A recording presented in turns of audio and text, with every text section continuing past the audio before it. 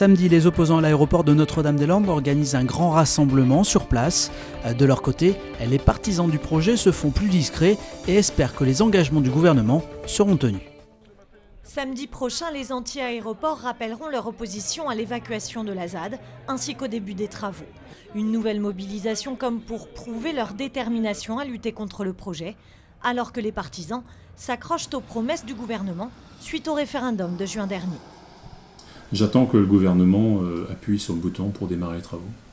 Il faut d'abord qu'il respecte sa parole. Le gouvernement, en fait, chef de l'État en premier lieu, a demandé une consultation. 55% ont voté favorablement, soit environ 276 000 personnes, ce qui n'est pas rien. 276 000 personnes qui disent oui à un projet d'infrastructure, c'est bien plus que 25 ou 30 000 personnes qui viennent de partout et de nulle part sur un site pour dire non, me semble-t-il. Il y a quand même des équilibres là qu'il faut bien voir. Donc je demande à ce que le chef de l'État et le chef du gouvernement démarrent les travaux. La fin du conflit entre pro et anti Notre-Dame-des-Landes n'est donc pas pour demain. L'association Les Ailes pour l'Ouest démarre une nouvelle campagne d'affichage autour de Nantes. Une énième action, là aussi, sans l'ombre d'un essoufflement. Non, nous n'en avons pas marre parce que c'est notre rôle, c'est du civisme que de s'opposer à ces gens-là qui utilisent tous les moyens, en particulier la mobilisation des médias à leur profit. Donc nous devons d'être présents pour rappeler que les choses vont se faire. Manuel Valls avait promis le démarrage des travaux à l'automne. Les pro-aéroports veulent rester optimistes. Le gouvernement a jusqu'au 21 décembre prochain pour tenir sa promesse.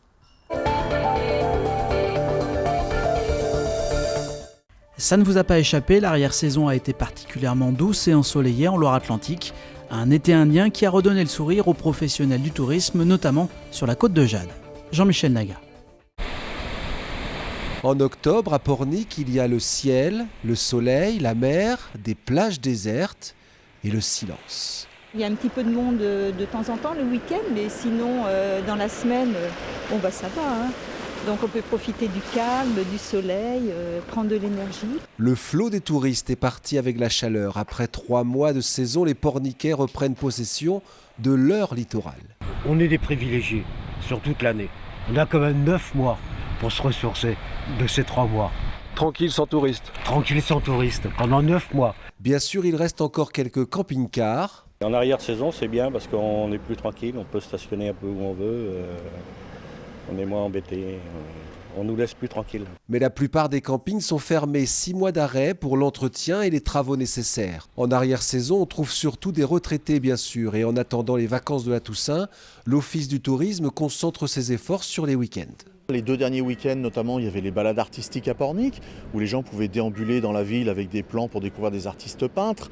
Il y a aussi des concerts de musique classique, il y a eu des festivals, notamment avec des confréries sur Pornic, sur la Bernerie le week-end dernier. Donc beaucoup d'animations qui fait que effectivement les gens ont de l'activité. Et se décide en fonction de la météo. Pour ce mois de septembre, les locations de vacances de dernière minute à Pornic ont augmenté de 18% par rapport à l'année dernière. Une tendance qui se confirme désormais tout au long de l'année. Le HBC Nantes a évité le piège. Les handballeurs nantais ont remporté hier leur 3e match consécutif de championnat face aux promus Saran 31-27. Pourtant, la première mi-temps a été compliquée pour les Nantais, accrochés par les joueurs de la banlieue d'Orléans qui rentraient au vestiaire sur le score de 11 partout. En seconde période, le H a accéléré sous l'impulsion de David Balaguer, meilleur buteur avec 9 réalisations, et du pivot Nicolas Tourna, auteur d'un 6 sur 7 au tir. Avec 3 victoires en 3 journées, le HBC Nantes occupe la tête de la LNH aux côtés du PSG. De bon augure avant la réception de Braga dimanche à 16h en Ligue des Champions.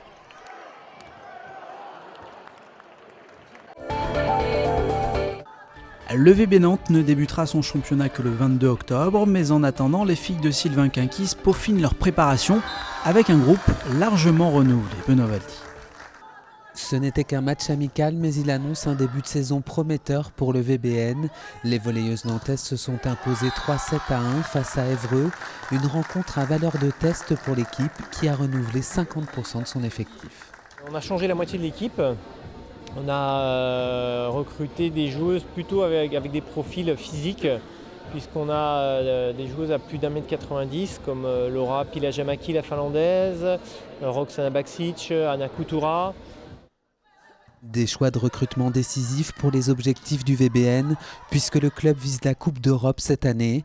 Après une saison 2015-2016 mitigée avec notamment leur défaite en finale de la Coupe de France, les volleyeuses ont le moral regonflé à bloc pour relever ces nouveaux défis. Louisa Ungerer, qui signe pour une 4e saison sous le maillot nantais, est confiante. Même si on n'était pas très bien au classement l'année dernière, mais je sens qu'à chaque fois j'ai progrès et tout. Et voilà, et le club, l'ambiance, j'aime trop. Je crois à mon équipe. J'ai pas connu en fait toutes les joueuses. Il faut une chose elle doit arriver encore, mais je crois à mon équipe. J'espère qu'on va faire des grosses saisons. Les choses sérieuses commenceront le 22 octobre pour le VBN avec leur premier match de championnat face à Mulhouse.